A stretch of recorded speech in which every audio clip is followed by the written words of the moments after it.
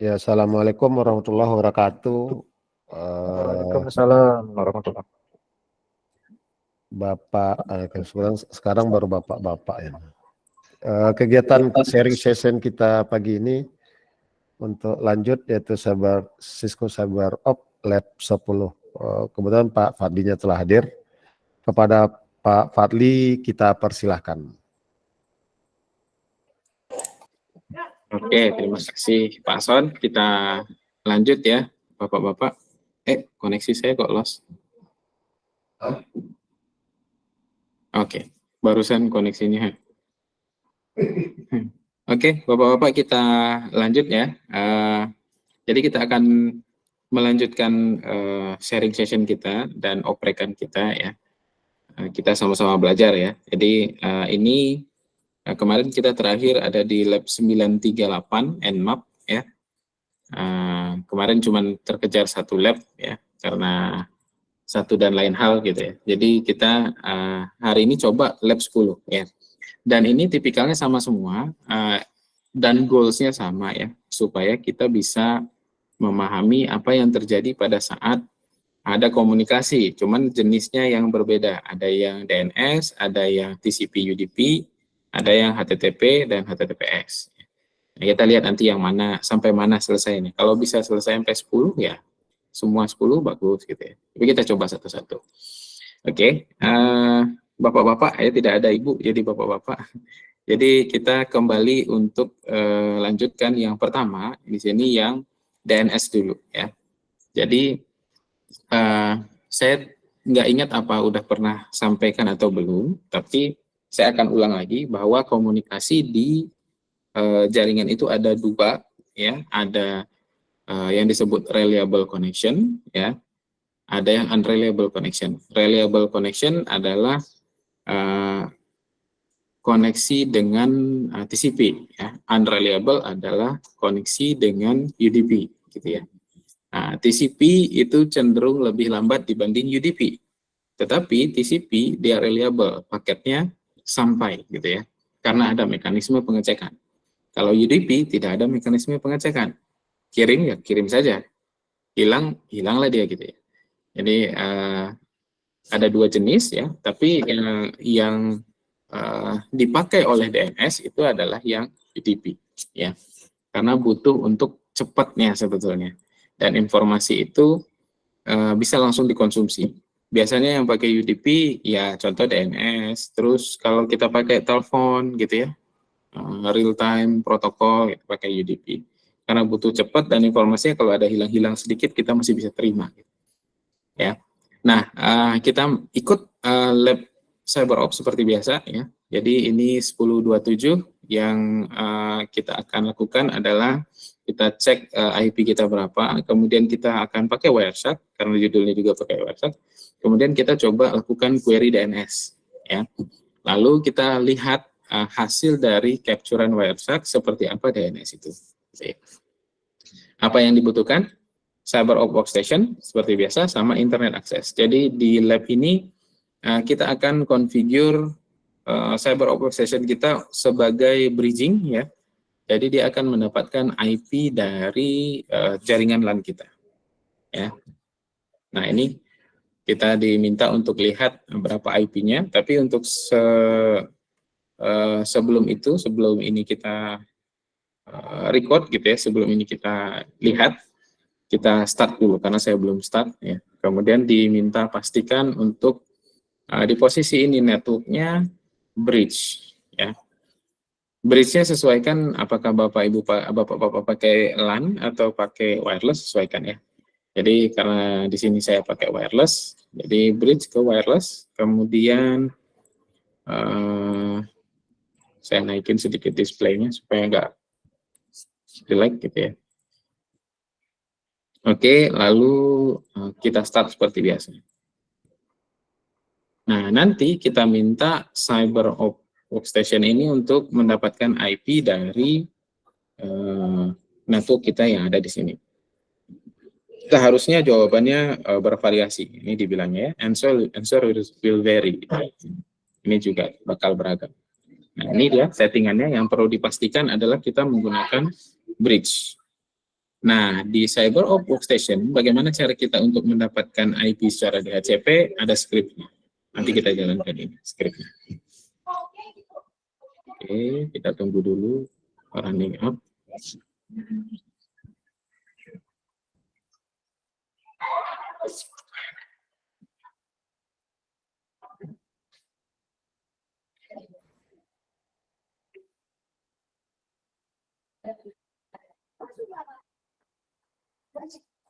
Oke, ini sudah, kita login seperti biasa, analis passwordnya CyberOps.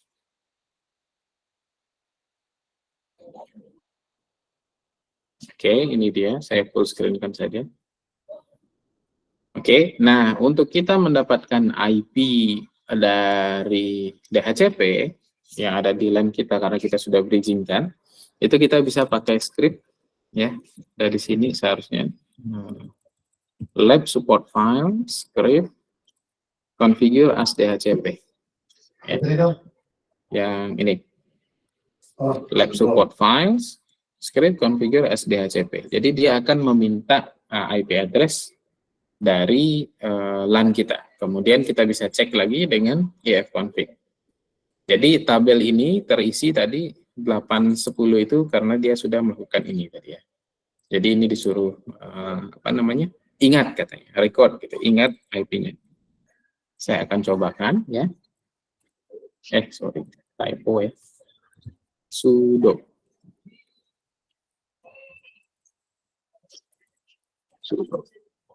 passwordnya CyberOps. Nah, ya. Jadi dia minta IP dari DHCP, kemudian dia bilang successful, kita cek dapat IP-nya berapa.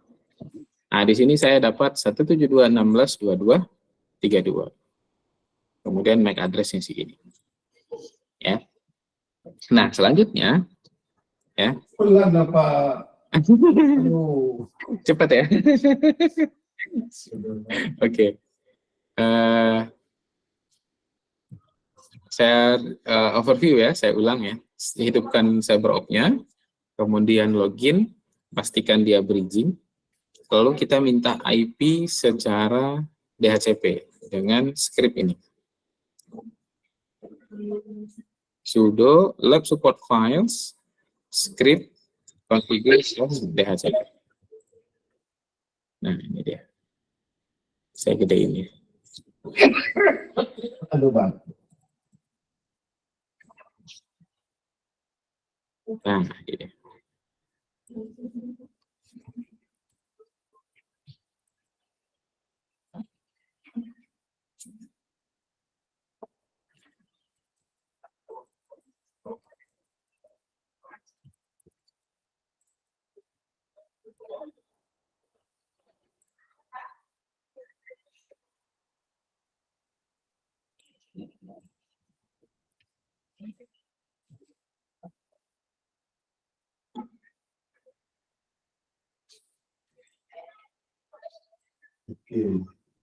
Oke, kalau Bapak sudah configure ini, sudah mengetikkan perintah ini, maka Bapak-Bapak seharusnya mendapatkan IP dari LAN.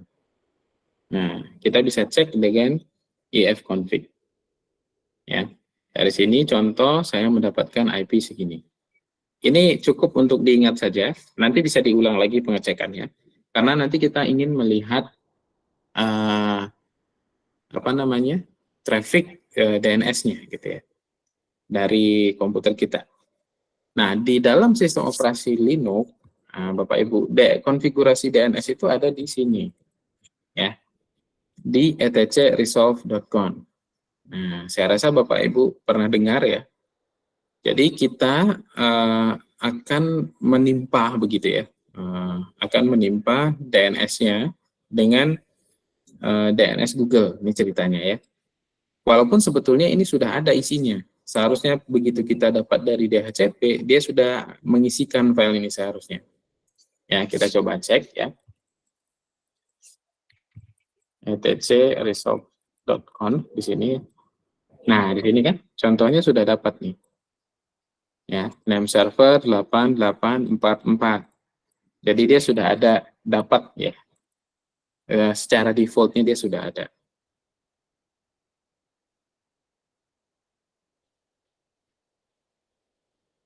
Ya, kita pastikan dia ada. Sebetulnya DNS server ini boleh apa saja ya, karena ada beberapa konfigurasi jaringan yang dia memaksa kita untuk pakai DNS servernya dia. Itu policy dari network ya. Biasanya dipakai oleh pemerintah, kita juga pakai. Kalau yang dari Indonesia, maka dia query-nya akan dibelokkan sehingga nggak bisa buka situs porno, situs judi, ya, gitu sih prinsipnya. Tapi yang jelas pastikan dia ada entry bahwa ada name server di sini dan ada IP DNS servernya. Jadi kita nanti ketika akan meminta query DNS gitu, misalnya google.com berapa sih IP-nya, gitu ya. Nah, itu dia akan mengontak 8844 kalau di sini. Ya, itu server DNS. Jadi bagi Bapak Ibu yang mungkin lupa, saya ingatkan bahwa DNS itu fungsinya adalah menerjemahkan nama ke IP atau menerjemahkan IP ke nama. Ya, dan proses itu bisa kita lihat di Wireshark nantinya. Ya. Kita kembali ke sini ya. Jadi di part C kita sudah memastikan bahwa ada entry DNS di sini. Nah, kemudian kita coba lihat kita sudah terhubung belum ya dengan router gitu ya. Nah, kita bisa cek dengan netstart -rn. Ini perintahnya. Yang pastinya nanti Bapak-bapak pasti punya satu entry yang destination-nya 0000. Ini artinya internet gitu ya, rest of the internet. Jadi setiap koneksi kita dapat IP tadi 8.10, dia akan melewati router 8.1 untuk bisa terhubung dengan yang lain. Ya, kita boleh cobakan. Ya, net start -nr. Nah ini. Jadi IP saya tadi 22 titik berapa ya? Saya juga nggak ingat. Nah, IP saya 22.32. Kalau dia ingin berkomunikasi ke dunia luar, maka dia melewati gateway ini, 22.1.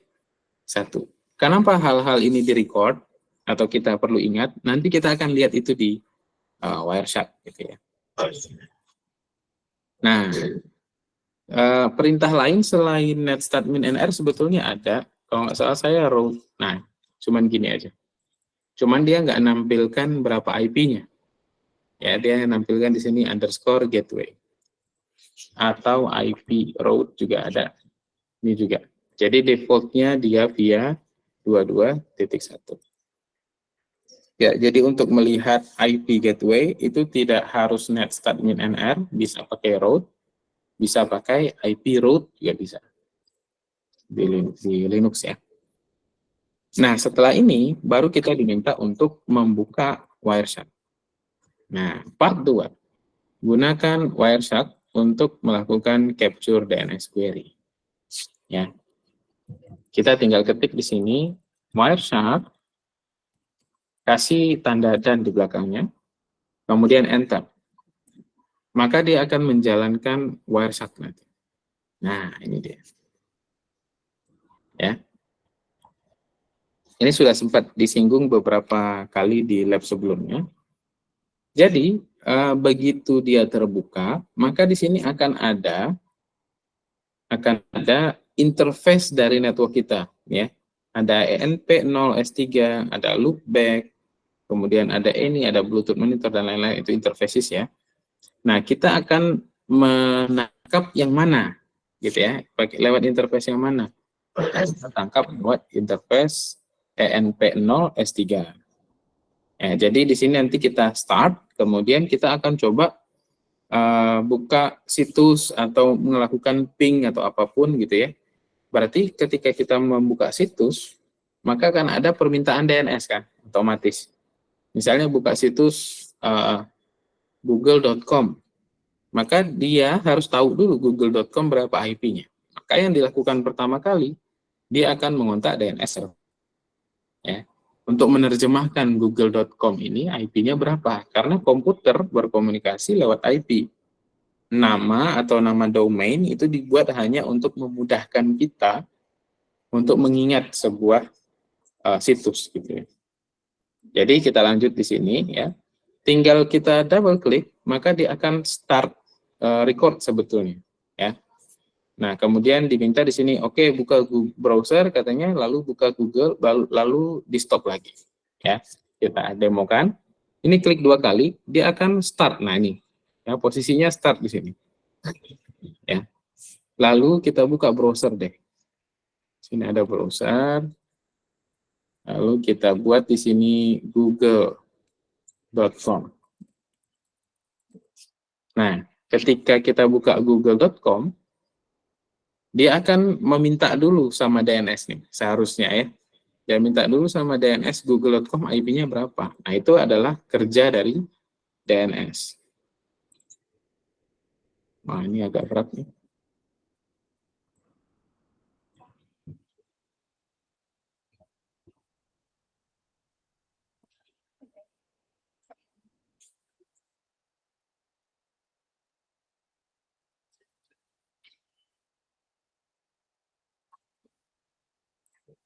Atau saya coba buka juga terminal satu lagi.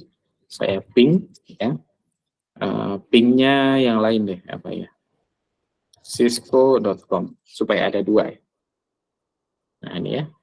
Jadi saya buka terminal ping cisco.com, lalu tadi sebelumnya saya buka browser, lalu saya ketikkan google.com. Nah, selanjutnya tutup saja, lalu di Wireshark cukup di stop. Nah, artinya dia sudah merekam kan tadi. Start merekam, lalu aktivitas yang dilakukan adalah buka browser dengan alamat google.com, lalu tadi saya tambahin satu lagi ping cisco.com. Artinya ada 2 kali harusnya proses DNS terjadi seharusnya ya, menerjemahkan IP ke nama, nama ke IP ya. Nah, kita akan mulai melihat bagaimana ya setelah kita capture. Ini kan tadi kita start ya dengan posisi ini, lalu buka Google. Setelah kita capture ya, kita diminta untuk analisis. Coba deh lihat di Wireshark katanya, mana sih paket DNS. Nah, seperti biasa di Wireshark itu untuk melakukan filter, kita cukup dengan mengetik di filter ini apa yang mau dilihat. Misalnya paket DNS, cukup ketik DNS, enter. Maka ini semua adalah traffic yang terjadi pada DNS. Ya. Nah, ini. Jadi ini DNS. Ya, kita diminta melakukan filter tuh. Nah, kalau kita mau lihat, kita lihat mungkin terlalu banyak atau apa gitu ya. Kalau browsernya tadi bermasalah, katanya boleh pakai ping google.com, katanya gitu ya. Kalau tadi saya ping cisco.com. Nah, di filter DNS, maka kita lihat akan ada query yang meminta alamat google.com. Kita cari. Ya, di sini Bapak bisa lihat ya, ada pertama sekali ternyata karena saya pakai Firefox ya, Firefox itu karena saya baru pakai Firefox, dia ini duluan yang ditanya. detectportal.firefox.com DNS query. Nah, berarti list-list dari ini semua akan ada yang Google seharusnya. Nah, ini dia. Ya. Jadi, dari komputer kita itu ada yang meminta alamat address ya, query DNS itu google.com. Ya, kita bisa periksa gitu ya di sini. Ini query google.com. Seharusnya ada satu cisco.com karena tadi saya ping ya. Harusnya ada juga di bawah-bawah mungkin ya. Karena terlalu lama tadi. Nah, ternyata udah banyak query DNS di sini. Nah, YouTube pun ada nih.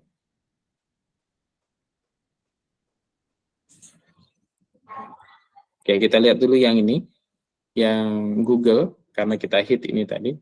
Nah, kita bisa lihat di sini, ada keterangan satu di sini, domain name system query. Nah, ini dia.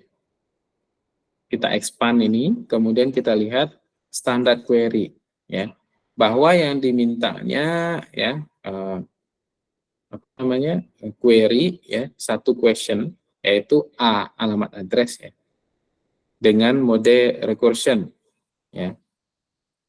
Nah kemudian apa isi query-nya ini google.com tipenya A. Jadi query DNS itu banyak tipe ya Bapak ya. Jadi ada ada CNAME, canonical name gitu ya, ada MX untuk email, DNS query type. Jadi Bapak bisa cari ya.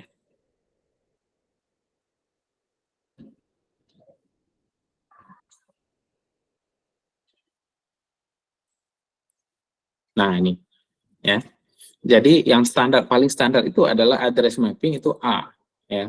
Kalau IP version 6 dia quad A gitu ya. Nah, ada yang disebut canonical name atau alias gitu ya. Ada yang MX atau mail exchange, kemudian NS name server. Jadi banyak isinya sebetulnya.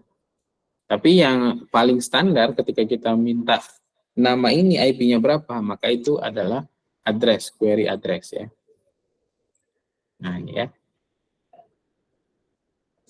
Nah, terus apa yang dibilangnya? Coba cek deh yang mengquerykan website Google tadi katanya. Coba lihat di Ethernet 2 lainnya di sini. Ya. Ini kan tadi saya langsung ke bawah nih, langsung ke DNS. Coba lihat yang Ethernet 2. Maka seharusnya ini source-nya adalah IP kita, source-nya CyberOp kita. Coba ya. Buka ifconfig. Ya. Nah, coba Bapak perhatikan di sini 080027B4A4C3. Nah, itu adalah IP ini. MAC address-nya ini. Nah, IP-nya, query-nya dilakukan oleh MAC address ini dengan IP 172.16.22, sama kan ya? Tuh. Ya, makanya tadi diminta record bahwa source-nya dari sini. Dia meminta query itu kemana? Ke DNS servernya 8844. Nah, ini 8844 IP yang mana? IP yang tadi, rdcresolve.com.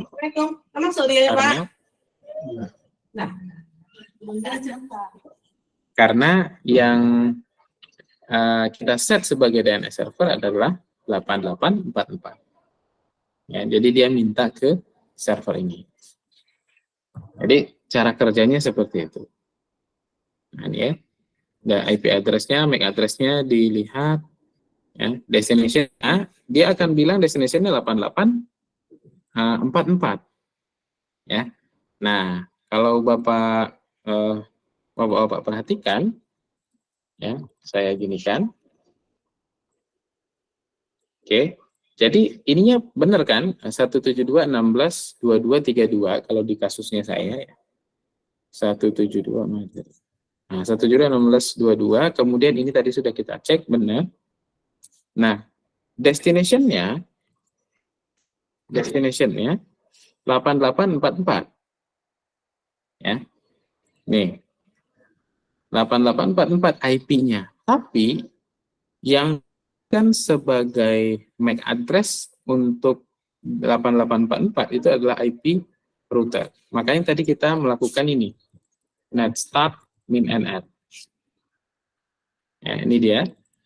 Maka yang dijadikan MAC address-nya adalah MAC address router kita. Karena kita terhubung lewat situ. Ya.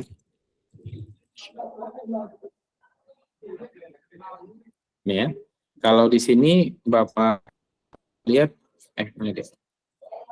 Nah, di sini 8844 tapi di bawahnya ini destination-nya dia adalah router port ya. Jadi adalah IP MAC address-nya router port. Tapi IP-nya adalah IP DNS server. Nah, itu proses paket itu seperti itu. Ya. Nanti setelah dia lewat baru diganti lagi tuh MAC address-nya ke router berikutnya. Ketemu lagi, diganti lagi MAC address-nya, tapi IP destination akan tetap 8844. Ya. Nah, ini dia. Nah, kalau dilihat UDP-nya, Nah, ini kita turun lagi ke bawah ya. Kalau ini kan sudah ya, tadi source dan destination ya. Source 172.16.22, destination ya segitu. Kemudian kalau kita lihat UDP-nya, dia akan meminta ke port 53. Ya, jadi DNS bekerja di port 53. UDP, bukan TCP. Ya. Ini nah ya, port 53 yang digunakan oleh DNS. Dan kita bisa lihat ada lengthnya 40. Source-nya itu akan random. Ya. Nah, 7882 kalau bisa. Jadi komunikasi itu akan membuka port secara random dari laptop kita yang merequest port 53 yang ada di destination. Gitu. Nah ini detailnya bisa kita lihat. Ini bisa dicek lagi. Ini ada timestamp ya. Kemudian dari sisi IP juga bisa dicek lagi. Ya, sangat detail, source dan destination. Ya.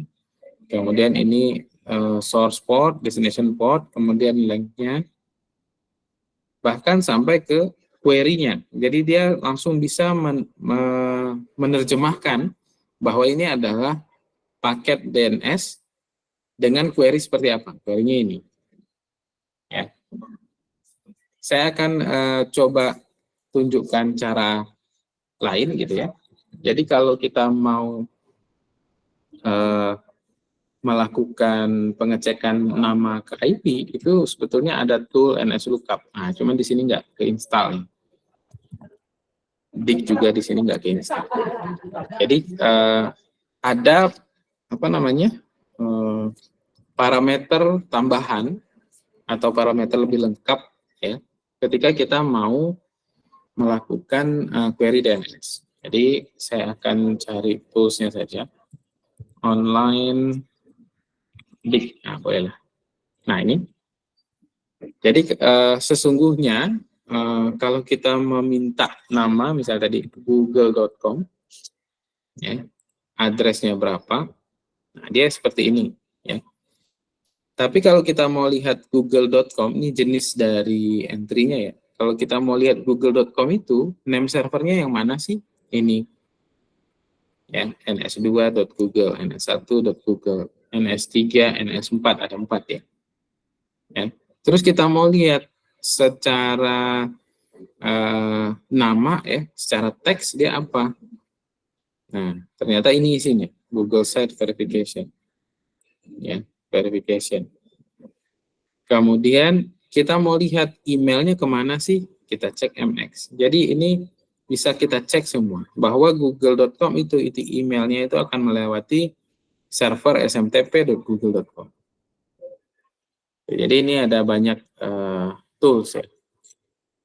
Jadi ada dig, ada NSLookup, itu bisa dipergunakan untuk mendapatkan informasi DNS. Ya.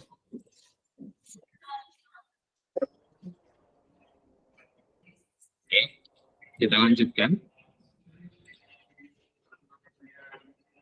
Nah ini, kita disuruh jawab ya. Jawabannya tadi, nggak usah kita tulis di dokumennya. Tapi jawaban-jawaban ini kita bisa dapatkan dari website. Kemudian diminta untuk lihat field-fieldnya. Tadi kita udah bongkar juga sebetulnya. Ya, dari UDP ada apa, dari Ethernet-nya ada apa, dari IP ada apa, ya. Semuanya ada di sini. Jadi proses kerja DNS kira-kira seperti itu. Ya, ini sesimpel itu nih lab-nya. Nah, yang mungkin mau saya tambahkan, coba saya akan remote salah satu server.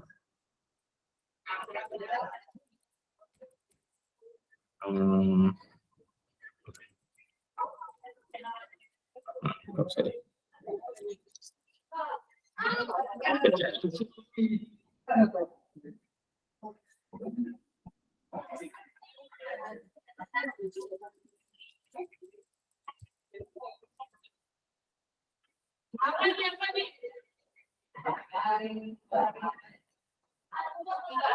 Kayaknya banyak firewall di sini. Jaringannya di firewall kayaknya di sini. Coba sih.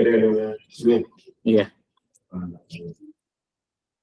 Saya coba pakai ini aja.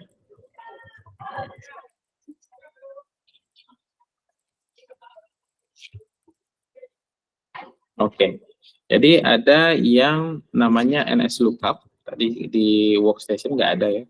Nah, ini kalau kita mau cek itu sebetulnya gini aja, bahwa google.com itu punya banyak address ternyata. Ini address dia semua. Ini address IP versi 6, ya. Kemudian kita bisa menggunakan tick. Nah, jadi kalau misalnya mau tanya saya, Dik, saya mau tahu name servernya Google itu apa saja sih? Dik.ns google.com. Nah, sama kan jawabannya dengan tadi NS1, NS2, NS3, ya, NS4. Gitu. Jadi ada tools yang lebih spesifik sebetulnya untuk kita melakukan query DNS. Ya. Misalnya saya mau cek emailnya tadi SMTP ya, nah ini kan smtp.google.com. Ya, jadi proses ini semua, apapun toolsnya, mau kita pakai NS Lookup, mau kita pakai Dik, mau kita pakai Ping juga akan ada proses penerjemahan nama kan, atau kita buka browser tadi, itu juga ada proses penerjemahannya. Nah, maka dia akan terjadi seperti ini. Ya. Nah, kalau mau kita ulang, saya cobakan. Ini diulang. Oke. Kemudian ini sudah difilter nih ya, DNS. Maka saya buat di sini ping Cisco deh. Nah, maka dia langsung ada tuh proses terjemahin, ya kan? Standar query untuk cisco.com ini versi 4, ini cisco.com untuk versi 6. Ya. Mau apapun itu, mau kita pakai browser tadi juga gitu. Ya, misalnya PCR deh, ya. Ini saya start lagi. Tak usah di-save. Nih, oh ternyata udah banyak bawaannya Firefox nih. Ya. Bawaan Firefox. Kemudian saya akses pcr.ac.id. Jadi apapun toolsnya, dia akan ada query itu. Nah, ternyata banyak, ya, banyak service. Nah, ini baru ada pcr.ac.id. Browser Firefox yang ada di Cisco CyberOp nih, sepertinya banyak, begitu start banyak yang dia jalankan. Ya, makanya keluar nih.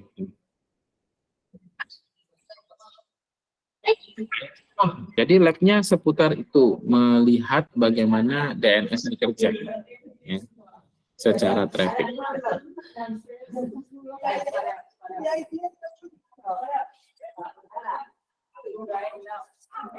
Oke, itu lab 1 ya, ini reflection-nya ya. Jadi UDP itu adalah transport protokol, tapi dia untuk quick, untuk cepat yang tadi saya bilang ya. Dia cepat, tapi ada potensi hilang atau unreliable ya. Quick establishment, quick respond, minimal overhead, cepat ya. Nggak perlu retry ya, nggak perlu diassemble paketnya, karena dia sendiri-sendiri, bekerja sendiri-sendiri ya.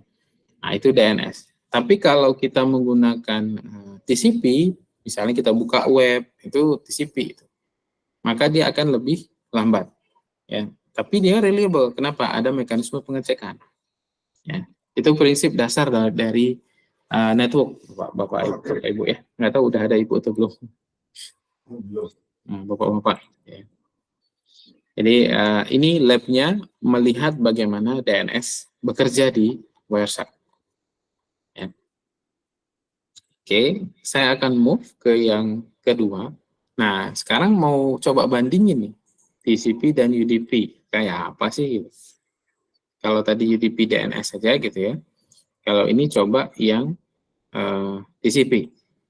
Ya, jadi saya ke CyberOp, ini akan saya tutup saja. Oh ya, sebelum dilanjut mungkin ada yang mau ditanyain dulu? Boleh? Yang DNS? Kalau yang di capture itu komputer lain atau router lain gimana, Pak? Kalau itu kita harus pakai bantuan namanya port mirror, Pak.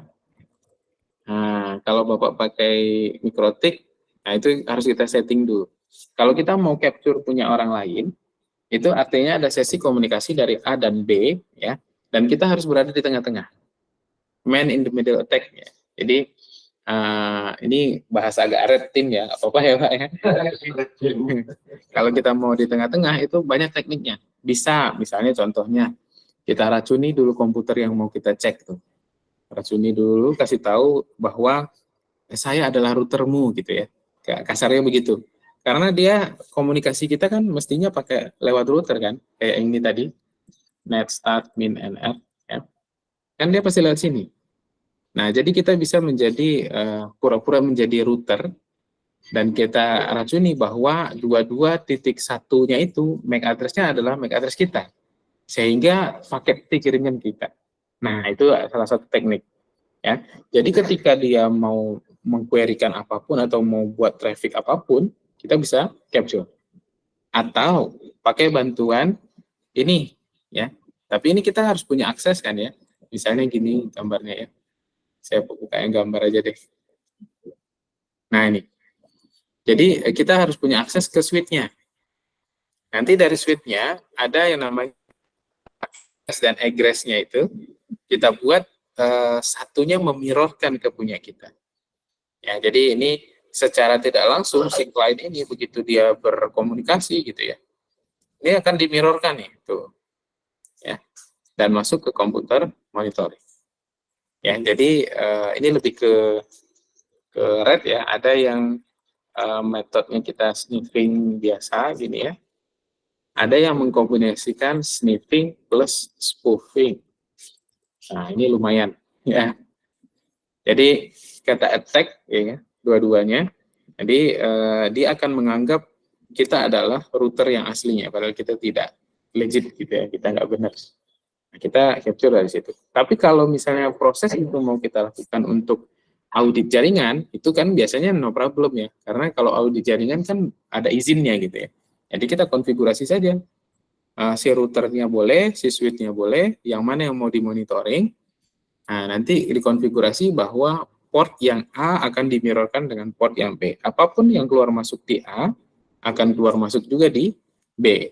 Nah, di mana B itu adalah posisi kita sebagai wiresuck tadi, naruh wiresucknya di sana. Jadi kalau simulasi yang kita lakukan betul kata Bapak tadi, ini merekam apa yang kita lakukan karena wiresucknya ada di kita, wiresucknya ada di kita, paketnya dari kita. Dia hanya bisa ngerekam interface yang ada di sini saja. Tapi kalau kita mau merekam punya orang lain, bahkan satu gedung pun bisa kita rekam itu. Kalau kita melakukan mirroring gitu ya, port mirroring. Apapun trafficnya akan keluar masuk, yang keluar masuk akan terreplikasi ke kita. Nah, gitu. Itu ada yang resminya, kalau resminya disebutnya audit jaringan gitu ya. Kita nge-audit, lalu kita pasangkan port mirroring dan paket sniffer. Gitu. Atau yang tidak resminya ya hacking gitu ya. Kita bisa spoof dan sniff orang gitu. Jadi bisa tidak dilakukan bisa, tapi ada tambahan teknik. Jadi kita harus berada di tengah-tengah. Kalau yang kita lakukan ini hanya untuk mensimulasikan dan untuk melihat bagaimana cara kerja dia di jaringan, gitu. Gitu kira-kira Pak. Menarik pertanyaannya. Tapi itu red team sih ya. Kalau untuk yang begitu atau security audit itu ada materinya juga untuk kita bagaimana secara teknik bisa melihat semua data. Tapi biasanya audit jaringan atau security audit itu dilakukan by agreement. Pasti ada agreement. Karena di situ ada isu policy, privacy. Ya, karena kita bisa nangkap. Ya, kita bisa nangkap seluruh data, apapun transaksinya. Kalau udah pakai paket sniffer itu. Nah, ada metode kalau hanya kebutuhan kita untuk saya nggak butuh datanya Pak gitu, tapi saya ingin tahu siapa sih yang paling besar make, siapa sih yang downloadnya paling besar. Nah, kalau itu kita bisa menggunakan protokol yang berbeda. Jadi nggak usah pakai sniffer, tapi cukup pakai flow analyzer. Ya, bisa pakai NetFlow, ini bisa. Ya. Kalau punya Cisco dia pakai NetFlow, atau di Mikrotik ada OpenFlow kalau nggak salah saya, atau Traffic Flow ya, saya lupa. Nah, yang dia kirimkan, jadi yang dikirimkan itu hanya headernya aja. Ya, jadi kan ada paket itu ada headernya, ada bodinya gitu. Bodinya nggak diambil sama dia, tapi headernya saja. Karena dia ingin tahu ini protokol apa, dari mana, mau kemana, berapa besarnya, berapa panjangnya, cuma itu aja. Nah, biasanya kalau kita mau mengaudit jaringan tapi tidak ingin melakukan sniffing paket ya, karena sniffing paket itu sensitif sekali. Nanti orang cukup bilang, wah kalau kayak gitu saya buka aplikasi perbankan, Bapak bisa dapat dong semuanya. Ya betul, kalau kita pakai paket sniffer. Tapi biasanya audit jaringan standar itu bisa pakai NetFlow itu cukup. NetFlow misalnya ditambahin analyzer atau NTOP gitu, nah ini juga bisa. Ya, saya buatin, lihatin gambarnya aja deh. Nah, ini kayak gini. Jadi yang dilihat tuh cuman headernya saja. Jadi kita bisa lihat di sini, oh ternyata yang paling besar itu protokol apa. Oh yang paling sering diakses itu website apa. Nah itu menarik ya. Nah kayak gini nih. Kita bisa lihat. Jadi biasanya ini dipergunakan oleh manajemen IT untuk melakukan audit jaringan, audit bandwidth. Jadi dia bisa tahu, saya perlu naikin bandwidth atau enggak. Biasanya lihatnya dari sini. Di jam sibuk itu apa sih yang dibuka orang? Berapa sih trafficnya? Di sini kan kayak gini ada 69,75 kilobits gitu ya. Nah, siapa sih top talkernya gitu? Siapa sih yang paling berisik di jaringan itu, yang paling banyak upload download? Gitu. Itu bisa dilihat. Ini NTOP. Best practice-nya gampang ini. Ya, next kapan-kapan bisa Pak kita sharing. Ya, gampang ini. Saya sering lakukan kalau udah audit jaringan, biasanya modalnya pakai NTOP sama flow aja, flow analyzer aja. Karena kalau sniffing sangat sensitif. Nanti nggak mau biasanya itu perusahaan, nggak mau dia. Apa namanya? Nanti Bapak bisa punya data kami ya, gitulah bahasa kasarnya. Jadi kita punya alternatif pakai flow. Ya, ini kayak gini nih. Jadi bisa kita lihat nih, oh ternyata paling banyak akses apa inbound-nya dari mana, outbound-nya dari mana. Nanti bisa dioprek-oprek. NTOP ini sengaja saya tunjukin karena dia gratis ya. Yang berbayar itu banyak, ada Advanced Net Open Manager ya, macam-macam, Flow Analyzer. Gitu kira-kira Pak. Flow Analyzer. Protokolnya nanti ada Open Flow, ada Traffic Flow, ada Net Flow. Jadi yang dikirim cuman flow aja, header paket aja. Body paket nggak dikirim. Udah standar itu untuk audit, ya, untuk audit jaringan. Tapi kalau bicara hacking ya ngapain kita nanggung-nanggung flow doang ya, sama datanya dong gitu ya kalau hacking. Ya. Kalau hacking kan kita pinginnya dapat semua. Gitu mungkin Pak jawabannya. Ada lagi Iya mungkin?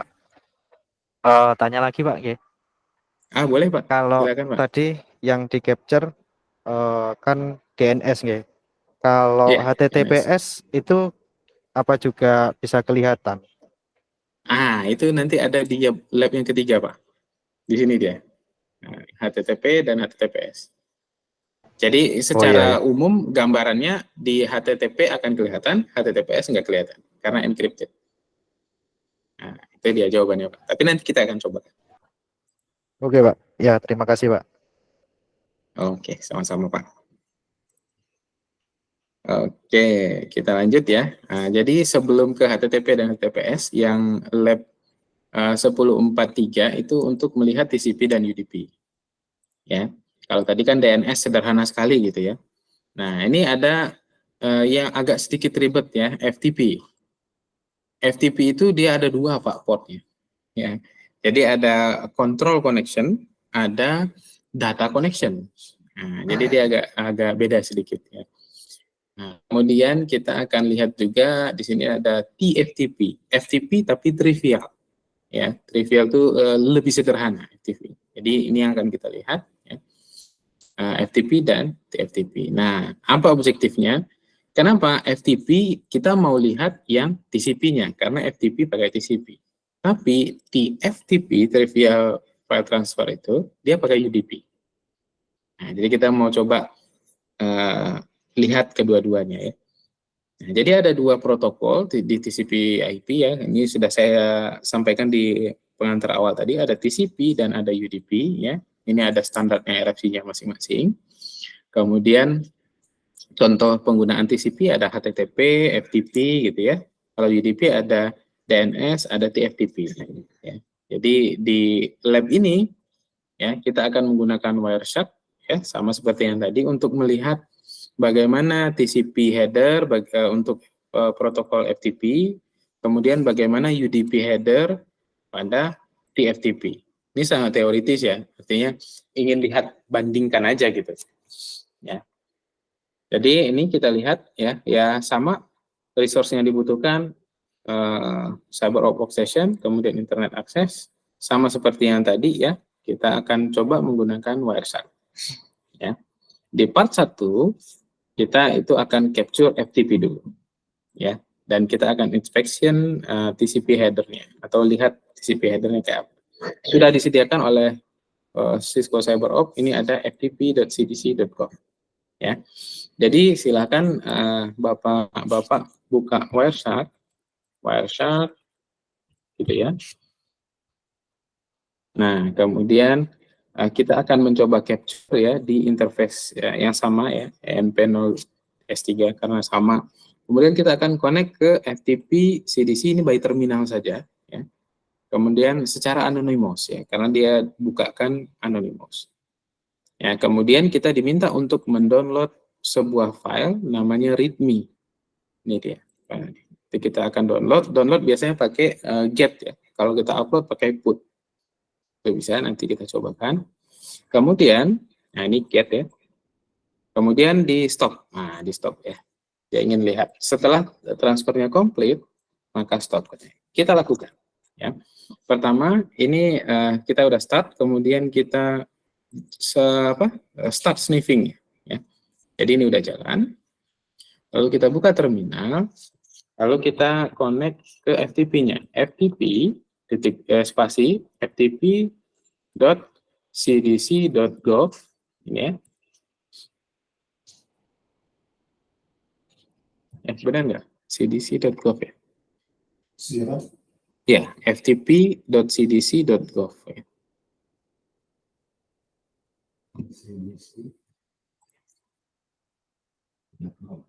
Oh, nggak ketemu.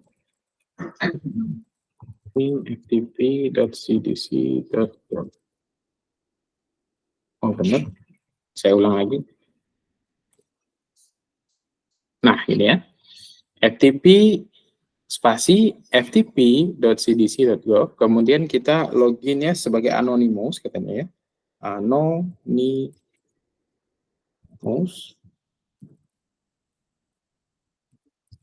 Nah, gitu ya. Anonymous. Maka seharusnya kita terlogin langsung ya. Kalau dia memang dibuat untuk anonymous ya, dia terlogin langsung. Ini koneksinya agak berat.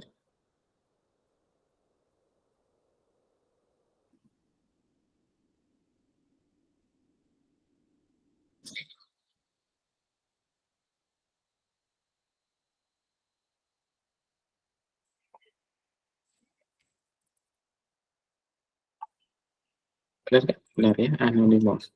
Seharusnya dia nggak minta password sih. Kalaupun minta, enter aja. Nah, ini nggak selesai-selesai. Saya cancel dulu. Nah, nggak mau pula di cancel.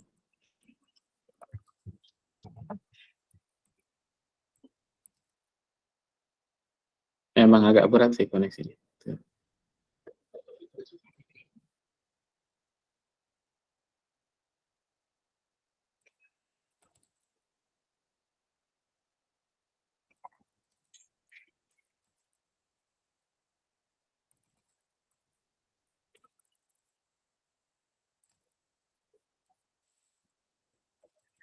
Saya kill dulu ya.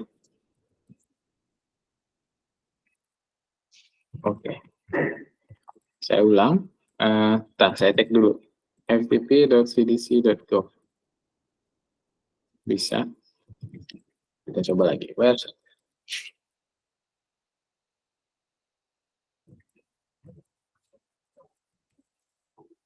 ftp.cdc.go anonymous. Nah, ini ya, keluar begini. Kalau anonymous tanpa password, jadi kita enter aja. Nah, kita login ya. Waduh, saya belum record, belum start. Sorry. Saya ulang lagi. Ininya harus di start dulu ya. Start. Ya, sniffingnya start. Lalu saya ulang lagi FTP-nya. Kemudian anonymous. Nah, langsung user login. Nah, kita lihat dulu datanya. Kita bisa lihat dengan dir ya. Untuk melihat listingnya, seharusnya ada sebuah file namanya readme kalau dari lab-nya ya. Nah, dir atau ls boleh juga. Nah, agak lama ya. Lambat. Nggak tahu bapak yang di sana kenceng nggak?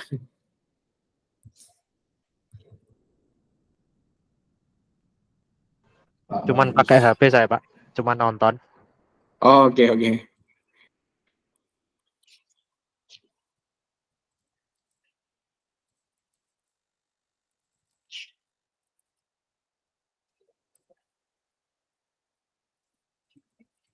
Saya ulang lagi. Nggak usah di dir ya, anggap aja ada, langsung get aja ya. Get readme. Ada ya readme ya. Kita anggap aja ada file. Sama lambat juga.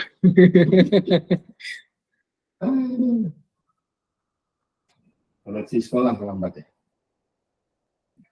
Tapi ini kayaknya dari Windows, bisa nggak ya? Lebih cepat nggak gitu? Oh, ada ya. Saya coba. ftp.cdc.go. Kayaknya di sini lebih cepat karena nggak ini, nggak virtual. Anonymous. Enter. Nah kan, firewall kan? Cepat. Belum tahu. Itu firewall. Oh, sama aja Pak. Sama lambatnya. Sama ya. Ya berarti harus sabar. Kita mau melihat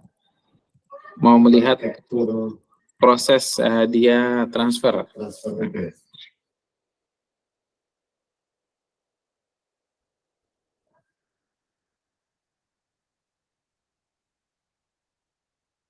Oh, baterai ya.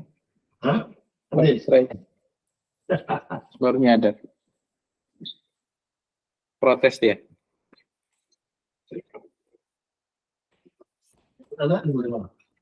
Anak libur Pak. Hah? Libur hari ini. Libur. Ada bazar di sekolahnya, jadi dia ya apa namanya nggak masuk.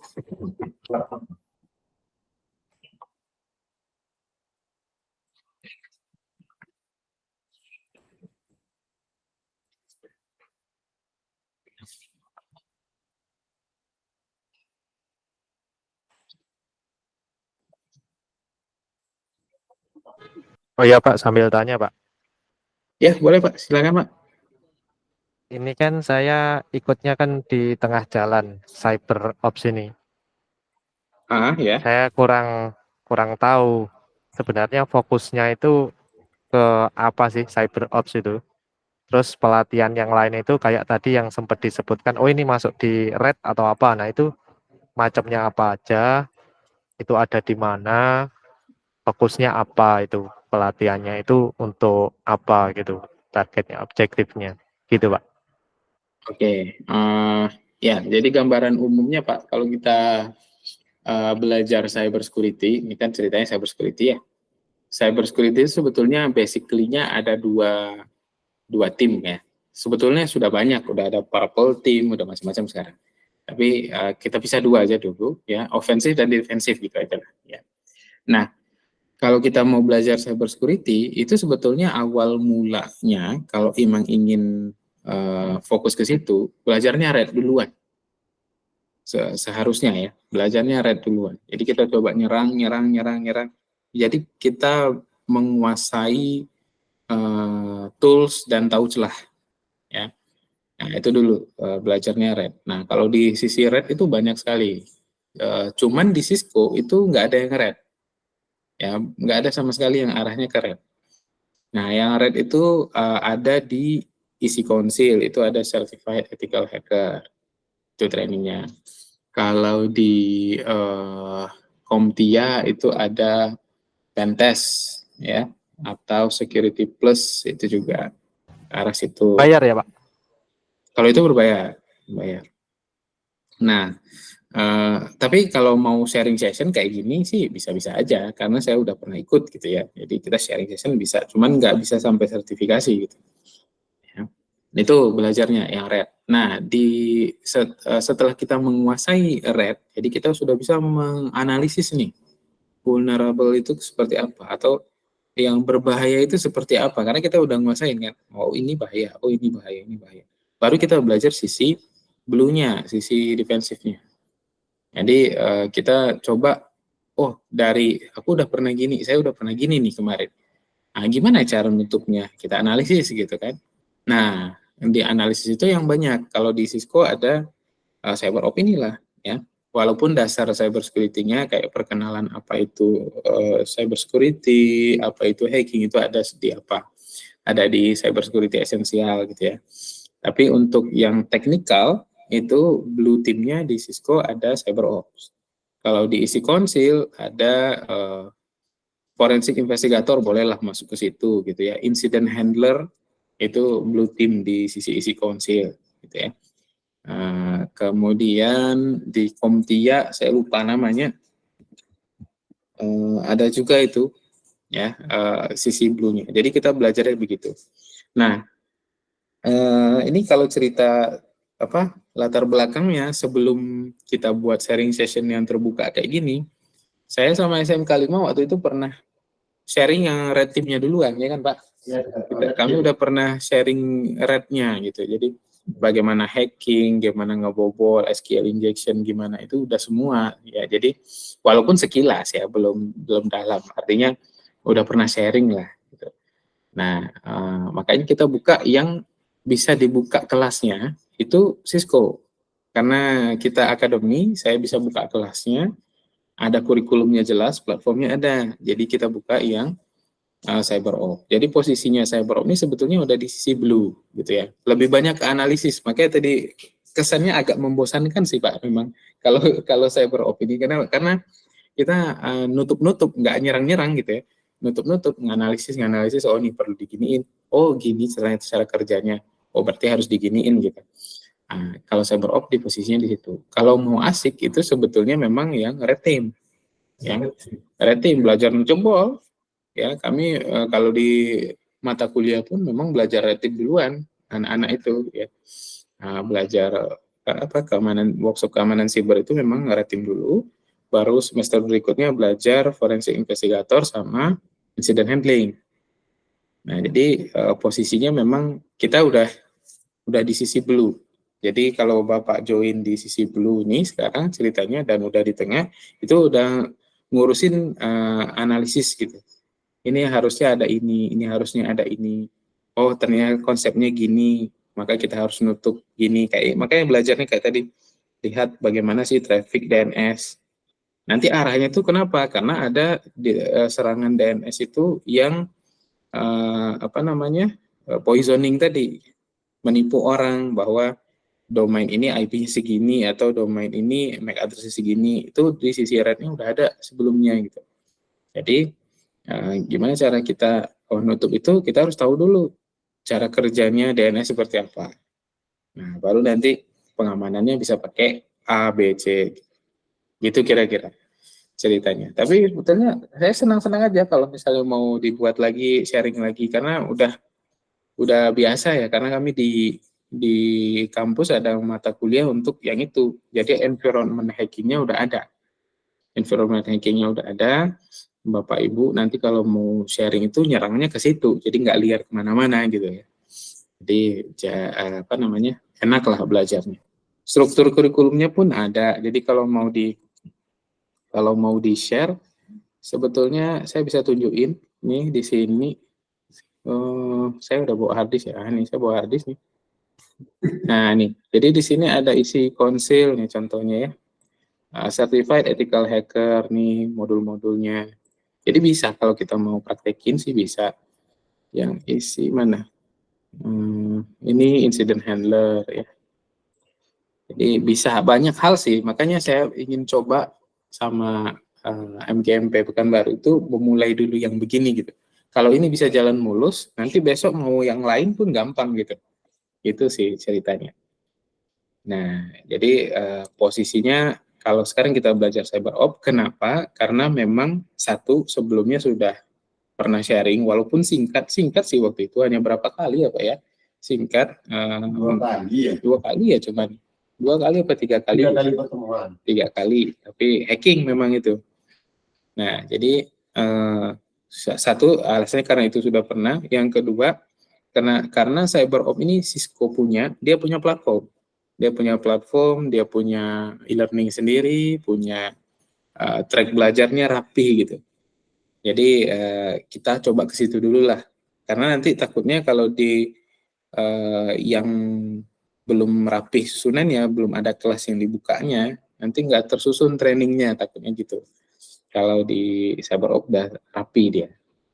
Gitu sih alasannya. Sebetulnya nanti ke depannya mau buat sharing-sharing yang lain sih saya fine-fine aja Pak. Oke aja. Siap. Mau yang boleh, mau security boleh, mau administrasi juga boleh, bikin di server gitu juga boleh, mau cloud computing juga boleh. Selagi masih dunia OSCN gitu Pak. Operating system, computer network itu masih. Tapi kalau udah programming, database, kata-kata itu saya nggak mahir di situ. Gitu sih latar belakangnya, ceritanya sih. Jadi banyak sih ya, forensik ini juga kami ngajarin nih ke anak-anak. Lab-labnya juga udah kita susun. Ini ya, tuh modul-modulnya ada semua. Kemudian ada yang kami bikin sendiri, mana ya saya kayaknya nggak di sini saya simpan. Jadi adalah kalau memang mau ngikut materi kuliah setidaknya itu kan udah rapi juga, materi yang sesuai dengan yang kami ajarin ke mahasiswa gitu ya. Kan nggak lucu juga gitu, masa anak-anak kita ready, kita guru nggak ini, kan nggak lucu juga kan. Gitu. Pak Badrus, Iya Pak, gimana Pak? sekali-sekali datang ke Pekanbaru, temui Pak Adli. Jauh banget. Belum pernah saya ke sana Pak. Hah? Belum. Iya, Ke Pulau sekali-sekali. Sumatera belum pernah saya.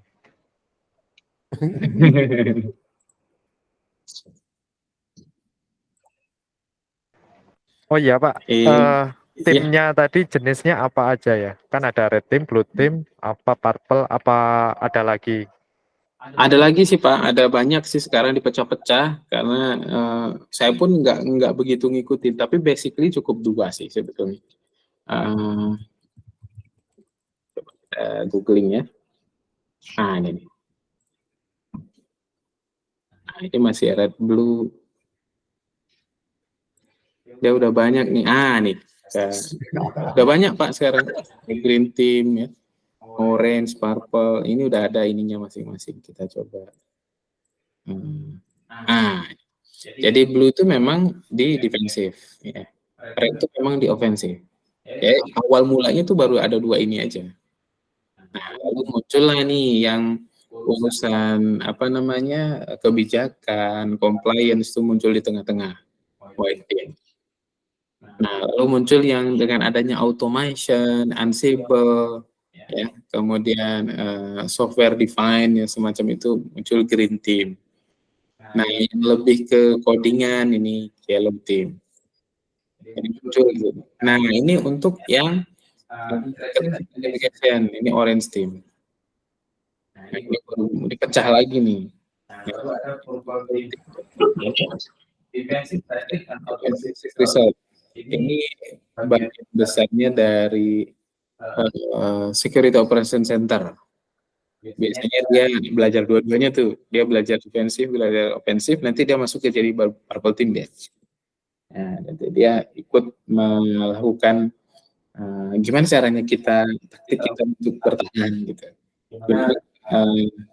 Kadang itu begini loh, dapat ketemu ini celah baru loh, celah baru akan dipelajari. Dari hasil pelajaran celah baru, maka dibentuk taktik untuk bertahan. Itu purple team.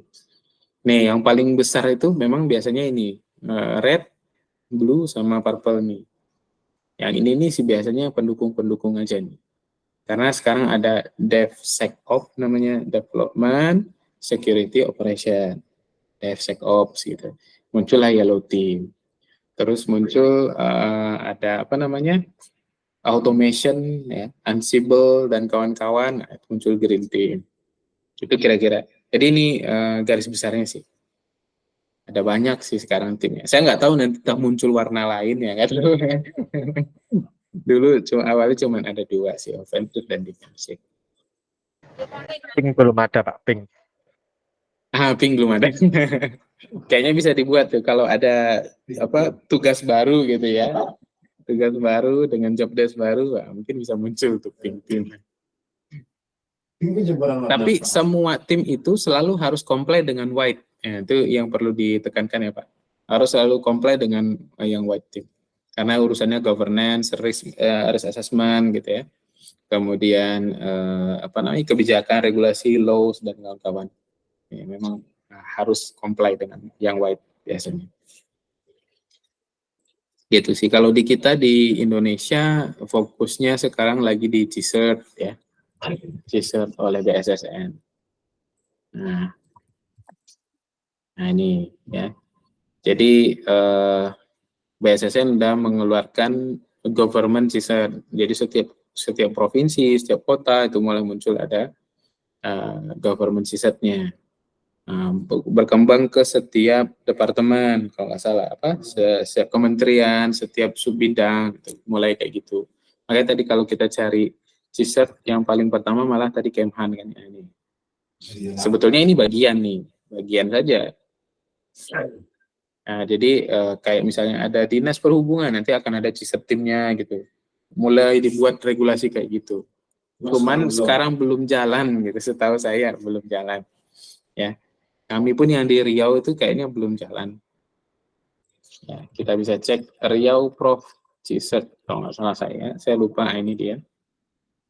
Bukan CSIRT Riau ini dia. Nah ini baru sampai sebatas waktu itu launching ya. Kebetulan saya yang ngisi launchingnya. Diresmikan di Hotel Pangeran waktu itu. Nah ini masalahnya layanan ini belum jalan. Saya sendiri pernah nyoba nih, ya layanan reaktifnya. Saya coba laporan gitu ya. Nah, nggak ada tanggapan, kayaknya belum. Kemudian ada panduan teknisnya. Nah ini ada formulirnya kalau kita mau buat pengaduannya. Nah ini. Nah, jadi ini belum 100% jalan setahu saya, tapi saya yakin akan jalan nih ke depan karena tim-timnya hebat seingat saya ya, orang-orangnya hebat. Di Sumatera Barat juga ada Sumbar Prof kalau nggak salah saya. Research. Nah, ada kan punya Sumbar Prof. Jadi masing-masing provinsi sudah mulai karena ditargetkan 1000 CSIRT kalau nggak salah saya mau ada ya di setiap pemerintahan ya. Di se-Indonesia itu ada sekitar 1000 CSIRT yang mau di-launchingkan. 100-nya 100 atau 1000 ya, saya lupa. 1000 kebanyakan kayaknya. Bisa jadi lah. Bisa jadi ya, karena subbidang ya semua bidang. Per kabupaten kota. Kabupaten kota ada dinas-dinas. Dinas pun harus Dinas juga harus punya, ya. Yalah, bisa 1000. Tapi CSIRT kecil saja katanya. Cuman ya tetap CSIRT juga. Ada orang yang ada ya orang yang di-assign ke situ. Makanya sekarang Diskominfo tuh ada sandinya di belakang. Dinas Komunikasi Informatika dan informatika, statistik, dan persandian. Tambahinnya lagi. Jadi nggak diskominfotik aja. Jadi ada persandiannya di belakangnya. Jadi ada bidang itu. Ya ini target dari pemerintah sih ya. Semoga jalan. Ya. Ini pun ya karena saya kenal orangnya ya. Kalau kadang kalau ada apa-apa saya langsung hubungi orangnya. Ya. Jadi ini kok nggak ditanggapin gitu. Ya, seingat saya ini WordPress. Pengaduan untuk umum atau khusus dinas, Pak? Kalau Riau Prof ini, kalau yang Gov itu khusus untuk yang pemerintahan memang. Yang apa namanya, yang untuk publik itu kita biasanya ke ID Sirti. Nah ini beda, itulah kita karena agak bingung ya, beda ininya beda pula lagi timnya. Jadi beda atasnya, beda lagi dibentuknya. Kayak tadi kan CISET itu kan dari PSSM. Nah ini ID Sirti punya lagi nih. Tuh. Bahkan ada satu lagi ID Cert kalau nggak salah saya. Nah itu. Jadi ini belum sinkron memang kita se-Indonesia gitu ya. Jadi ada pengaduan bisa ke sini kalau apa namanya? Kalau untuk publik. Nah, ini ID Sirti punya lagi kan sama ini ya, apa? Istilahnya pengaduan cyber lah gitu. Pusat cyber ya, Computer Security Incident Response untuk respon. Nah, ini GovCert Indonesia. Nah, berarti ini udah mulai nyatu nih. Ini awalnya belum gabung dengan BSSN, dengan Kominfo. Sekarang udah gabung. Nah, ini yang tinggal nih, nggak tahu gimana. Nah, ini. Ya, jadi kayaknya kita memang perlu disinkronisasi ini. Banyak timnya. Makanya kalau di perusahaan atau institusi dia mesti punya sendiri. Nah, makanya disebut tim IT-nya di sebuah institusi itu dia punya lagi SOC-nya. Nah, ini Security Operation Center. Jadi ketika ada masalah di IT-nya dia gitu ya, nah itu lapornya ke dia. SOC ini akan melapor lagi dengan SOC yang lain gitu. Biasanya diharapkan itu semuanya punya Security Operation Center dan punya CISET sehingga nanti bisa sinkron gitu. Ini ada aduan ini terkait dengan yang mana? Nanti dari sini ke CISET mana gitu. Ada tuh di materi incident handling itu ada namanya tugasnya incident manager namanya. Nah, jadi dia yang akan berkomunikasi dengan tim lain. Gitu.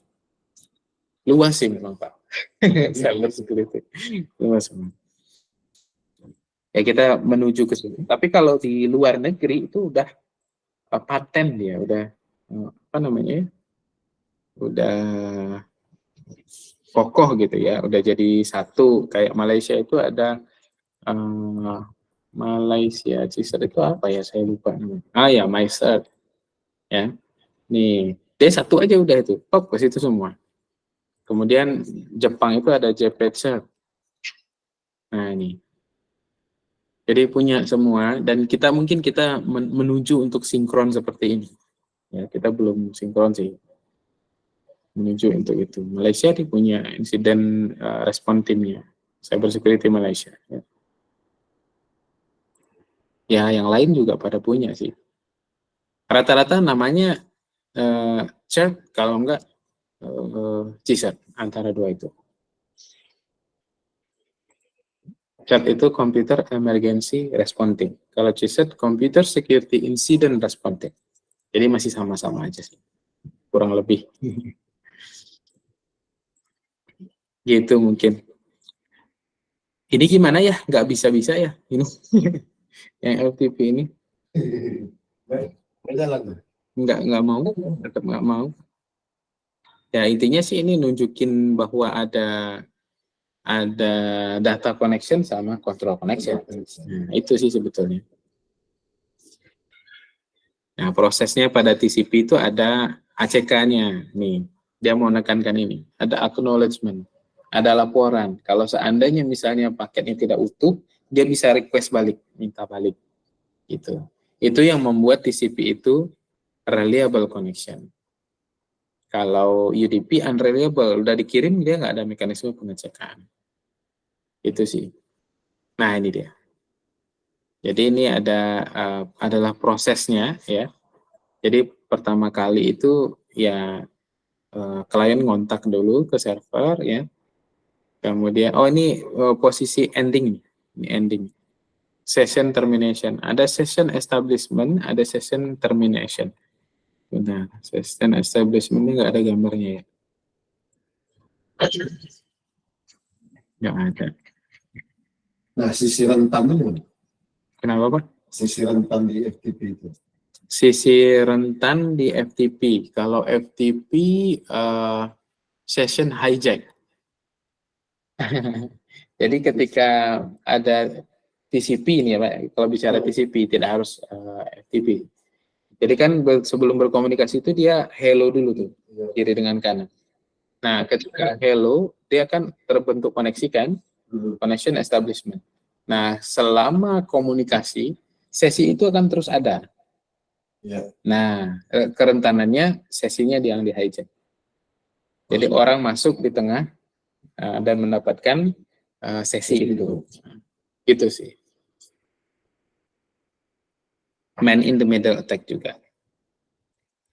Ya sayang sih ini nggak bisa dipraktekin ya. Atau kita bisa coba ulang lagi di berikutnya boleh. Nah ini dia membandingkan dengan yang TFTP. Nah ini ya TFTP. TFTP itu trivial, kecil aja dia. Ya. Tapi ya lumayan. Biasanya kalau kita pakai TFTP itu untuk mikrotik diinstal ulang, net install itu TFTP itu Pak. Nah, dia netbootnya itu pakai TFTP.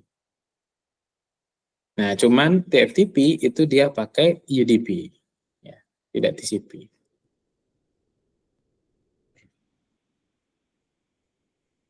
Itu yang FTP sih. Kayaknya lebih enak ngelihat yang ini nih, yang HTTP. Yang HTTPS itu nampaknya jelas sekali nanti datanya. Nah ini HTTP dengan HTTPS ya sama. Kita coba lihat skenario-nya.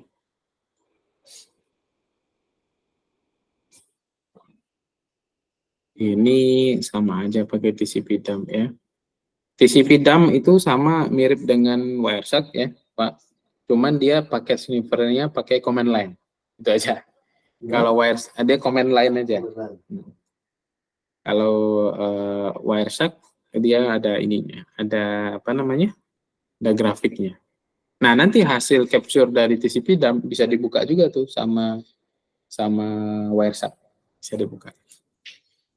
Enaknya yang bisa nge-capture login. Oh, ada nih benar. Nah, ini seru nih.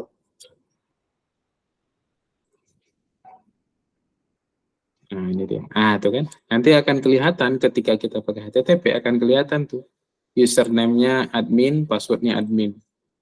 Di sini. Kita coba ya.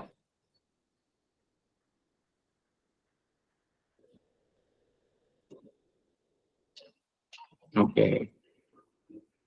Ini karena dia pakai TCP dump dan kita tadi pakai Wireshark.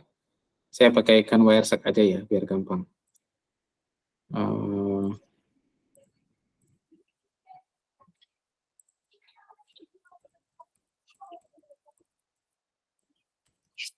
Nah ini, kemudian kita coba start ya seperti biasa, lalu disuruh buka website. Ini ada nih, ya, Altoro Mutual, altoromutual.com, kemudian login.csp.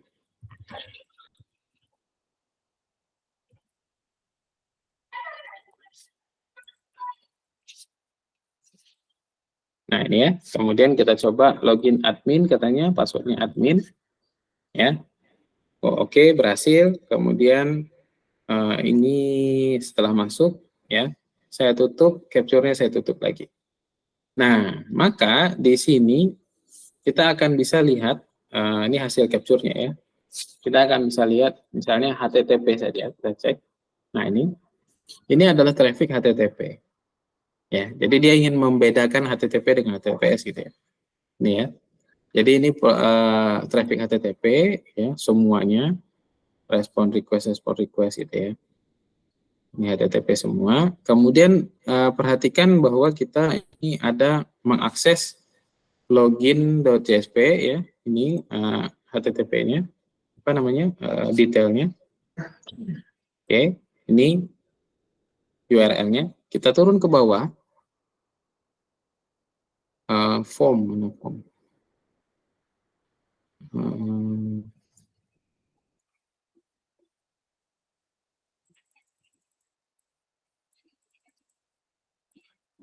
Nah, ini juga sebetulnya ini udah masuk nih. Nah, ini do login.php do login. Nah, ini traffic HTTP-nya di do login ini artinya kita mensubmit username dan password. Ini kelihatan di sini ada HTML form. Nah, dari HTML form ini kita buka, tek, maka kelihatan tuh username-nya apa, password-nya apa. Ini in case kita tidak menggunakan HTTPS. Nah, ini dia menunjukkan bahwa kalau tidak pakai HTTPS, resikonya ini loh, gitu. Dia nunjukin itu. Karena dia plain text saja, lewat keluar masuk. Tapi kalau kita pakai HTTPS, itu dia akan encrypted. Nah, kita coba lihat di sini, dia kasih website apa. Nah, ini coba HTTPS. Kemudian ini capturing biasa. Oh, Cisco. Ya. Nah, jadi oke, nggak masalah. Kita cobain ya. Ini di stop lagi. Ini selesai. Kita buka website. Ya. Nah, ini ya. Kemudian cisco.com.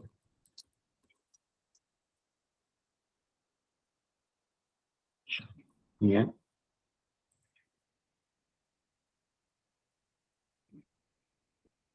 Oh ya, saya start dulu ya. Saya start.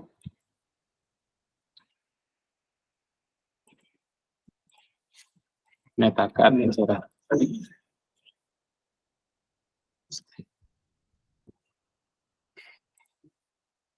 login.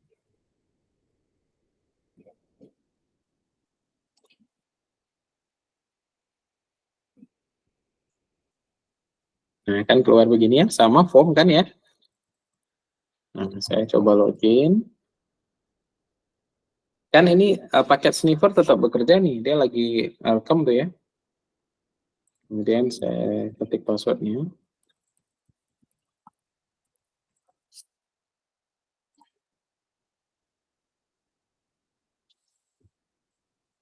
Nah, masuk ya. Sama kayak tadi, saya masuk, kemudian saya stop. Saya filter HTTPS. Oh, HTTP. Ya. HTTP, kalau HTTPS, dia akan nge-encrypt. Dia harusnya di sininya bukan HTTPS. Saya lupa namanya apa ya? SSL. Oh, oke. Atau filter portnya saja ya. TCP port 443. Sama dengannya kayaknya 2 kali. Nah, ini. Jadi di TLS ya. TLS namanya. Jadi yang dibaca sama dia, traffic webnya itu ini. Gitu. Ya. Jadi ketika apapun paketnya, misalnya saya coba cek ini. Nah, ya contoh anggap aja ini adalah form login gitu ya. Nah, yang di sini keluarnya adalah ini, TLS-nya. Kalau kita bandingkan tadi HTTP, yang di bawah dari TCP-nya adalah HTML form langsung keluar. Kalau ini enggak. Ini kalau kita lihat, dia buka cuma gini. Encrypted application data. Ini mau apa bacanya, nggak tahu. Gitu ya. Kemudian yang lain juga begitu tuh, semuanya kalau HTTPS encrypted. Ya, nah ini TCP-nya doang, karena ini ACK ya. Nah ini yang udah ada data tuh. Datanya cuma begini, HTTP over TLS gitu. Jadi dapat pun sama orang itu si apa namanya dia lakukan sniffing pun, dapat pun dia paketnya, dia nggak bisa baca. Nah itu prinsip kalau kita pakai HTTPS. Nah, beda dengan tadi yang port 80, dia betul-betul plain. Makanya sekarang semua website itu sudah wajib pakai HTTPS. Kalau ada yang masih pakai HTTP, jangan pakai lagi. Ya, sebisa mungkin jangan pakai lagi. Kenapa? Karena itu udah gampang banget lah gitu di ini, sangat rentan. Ya. Dan HTTPS itu, TLS itu, toh gratis kok sekarang gitu. Apa sih masalahnya gitu ya? Jadi udah ada provider seperti Let's Encrypt ya, kalau pernah dengar. Let's Encrypt. Nah ini kan udah HTTPS free gitu, ya. Jadi kita tinggal masukin domain, dia langsung kasihin sertifikat HTTP. Ya. Jadi sudah tidak ada alasan sebetulnya untuk kita pakai HTTP lagi, gitu. HTTPS ini dia. Ya. After TCP section, there is now a secure socket layer. Jadi di bawahnya itu cuma ada secure socket layer aja. Ketika dibuka ya encrypted, orang nggak bisa baca. Ya, jadi itu yang mau ditunjukkan oleh HTTP dan HTTPS ini. Lab-nya ini. Ya, jadi ada 3 lab, cuman lab yang kedua tadi karena koneksinya nggak bisa, dan saya belum nyiapin FTP server. Kalau saya punya FTP server, bisa pakai yang itu gitu. Jadi kalau nggak punya pula saya FTP server, jadi nggak bisa kita coba. Nggak nyangka pula kalau dia lambat gitu ya. Tapi nanti ya boleh dicoba kapan-kapan secara mandiri ya, yang lab 2-nya. Jadi itu kira-kira untuk sharing kita hari ini fokusnya di lab 10. Dan ini masih Wireshark sama semua sih, ya. Memeriksa bagaimana cara kerja gitu ya, dengan berbagai protokol itu dia. Ada protokol DNS, ada protokol TCP UDP, ada HTTP HTTPS. Sebetulnya protokol-protokol lain banyak juga.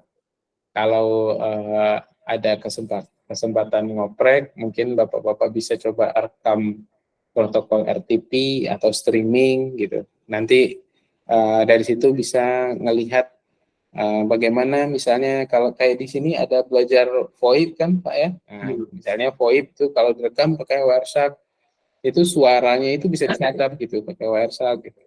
Nanti dari Wireshark itu bisa di assemble lagi datanya, kelihatan lah, oh ada suara ini, percakapan ini gitu. Jadi penyadapan itu kira-kira kayak gitulah prosesnya. Ya. Itu mungkin untuk hari ini ya, lab 10, 27, 1043, 1067. Nah, kita ketemu lagi minggu depan, nggak tahu masih atau Ya, Pak Fadli, minggu depan orang udah libur. Nah, kalau gitu habis lebaran lagi. Lebaran lagi. Ya Pak Badrus ya, udah libur minggu depan kan?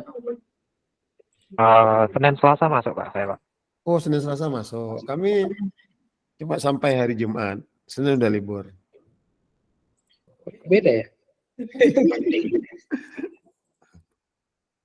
Atau Pemprov kalau Pak Jawa Fadli Timur. mau di tempat Pak Fadli, saya di rumah saya, Pak Badrus di Madura. Boleh juga. Kalau online boleh.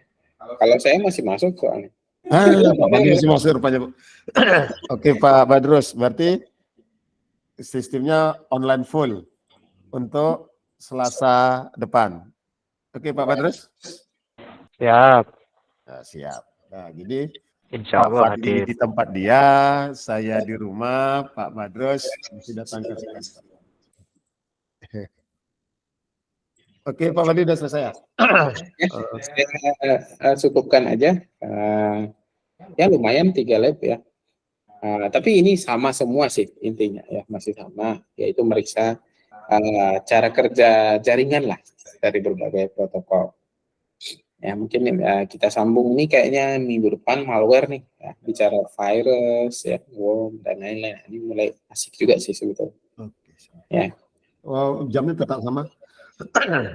Berarti Pak Fadli di kampus. Aman. Oke, saya rasa itu saya kembalikan ke Pak Son. Oke, Pak Badrus, Pak Fadli, pertemuan kita hari ini cukup segitu dulu. Kita ketemu minggu depan full online. Terima kasih Pak Fadli atas sharing sessionnya hari ini. Saya akhiri. Assalamualaikum warahmatullahi wabarakatuh. Waalaikumsalam warahmatullahi wabarakatuh.